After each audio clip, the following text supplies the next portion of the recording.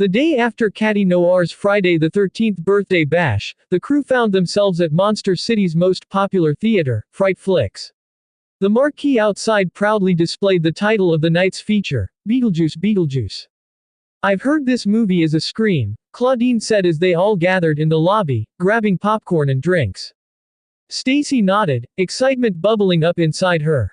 "It's supposed to be the best mix of horror and comedy. I love me a good comedy." Heath Burns grinned, already juggling 2 large popcorns, each on fire thanks to his fiery touch. "Just don't set the place on fire, Heath," Frankie Stein joked, zapping him with a tiny spark from her fingers. "We want to actually watch the movie." "Right," Deuce Gorgon added, adjusting his shades. "Keep your cool, man." Emma, the Down syndrome Barbie doll, smiled as she sipped her soda. "This is going to be so fun. I love scary movies, especially ones where everyone laughs together." Abby Abominable frowned as she observed the excited chaos. "I do not understand how comedy and horror mix. This I must see." "Well, you're in for a treat." Draculaura chirped, her fangs glistening as she twirled one of her pigtails. "I've seen the original Beetlejuice, and it's creepy but hilarious." The group finally made their way into the theater, settling into the plush seats with their snacks. The previews began, followed by a chorus of "Shish" from the other moviegoers as the title screen for Beetlejuice Beetlejuice came on. The movie started off just as they expected, funny, spooky, and full of classic Beetlejuice antics. But then, things started to get weird. In the middle of a particularly chaotic scene, where Beetlejuice was wreaking havoc on the movie's characters, the screen began to flicker. The sound warped, and suddenly, a loud pop echoed through the theater. Is that supposed to happen?" Twyla asked, her glowing eyes narrowing as she leaned forward. Before anyone could answer, a raspy voice filled the theater. "It's showtime." The screen glitched once more, and there, stepping right out of the film itself, was Beetlejuice, in the flesh. His green hair was wild, his black and white striped suit even wilder, and that unmistakable smirk stretched across his face. "What in the—" Claude Wolf started, but Beetlejuice interrupted him. Well, what do we have here?" Beetlejuice sneered, eyeing the group of monster friends. "Looks like the real party just walked into the theater." Frankie blinked, sparks crackling from her bolts. "Wait, this can't be happening. Beetlejuice can't just come out of the movie, can he?" "He just did," Stacie whispered, wide-eyed. Beetlejuice cackled, walking down the aisle like he owned the place. "So, who's ready for some fun? A little chaos. Maybe turn someone into a worm. Or better yet," he stopped in front of Ghoulia Yelps and grinned at her blank stare. "How about you, zombie girl? Bet you'd make a great sidekick." Ghoulia let out an awkward zombie moan, pushing her glasses up her nose and shrinking back into her seat. "Don't even think about it." Cleo Denial stood up, arms crossed, golden bracelets jingling as she glared at Beetlejuice. "We're not here for your kind of fun." "Oh, and who made you queen of the monsters?" Beetlejuice scoffed, rolling his eyes dramatically.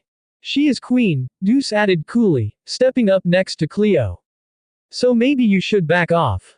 Beetlejuice took one look at Deuce, and his grin widened. "Oh, I like you.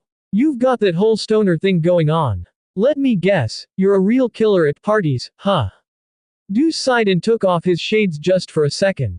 Beetlejuice froze in place, his cocky grin disappearing as his stone transformation began. But just before he could fully turn to stone, Beetlejuice snapped his fingers, breaking the curse and freeing himself. "Oh, no you don't," he said with a laugh. "I'm not falling for that one, Snake Boy." "Great, so we've got an invincible Beetlejuice," Claudine muttered under her breath. Twyla, hiding in the shadows of the aisle, stepped forward cautiously. "We have to get him back in the movie somehow. If he stays here, who knows what chaos he'll cause." Laguna Blue cracked her knuckles. "Anyone up for some underwater wrestling? He looks like he could use a dip in the ocean. Or a few vines to hold him down," Venus McFlytrap added, her hands already sprouting plants. Before they could make a plan, Beetlejuice whirled around, leaping onto the stage in front of the movie screen. "All right, kids, time to liven things up. How about I conjure some ghosts for you? Or maybe some giant sandworms? Ooh, those are always fun." As he raised his hands, ready to unleash his chaos, Emma stood up, her voice clear and confident. Beetlejuice, you don't have to cause trouble. We're just here to watch a movie and have fun. Maybe you could join us instead. Beetlejuice paused, his hands still in the air, as he looked at Emma. Join you? Me? In a movie theater? You can't be serious. Emma smiled warmly. Why not? You're already here. You could watch the movie and hang out with us. The group exchanged glances, surprised by Emma's boldness. Heath whispered to Frankie, is she actually trying to reason with Beetlejuice? Frankie shrugged, sparks dancing around her bolts. It might just work. Beetlejuice squinted at Emma, then lowered his hands slowly. You know what? You've got a point, Barbie. I'm already here. Why not stick around and see what happens? The whole group let out a collective sigh of relief as Beetlejuice plopped down into one of the front row seats. But just so you know, he added, grinning wickedly, if this movie gets boring, I'm outta here.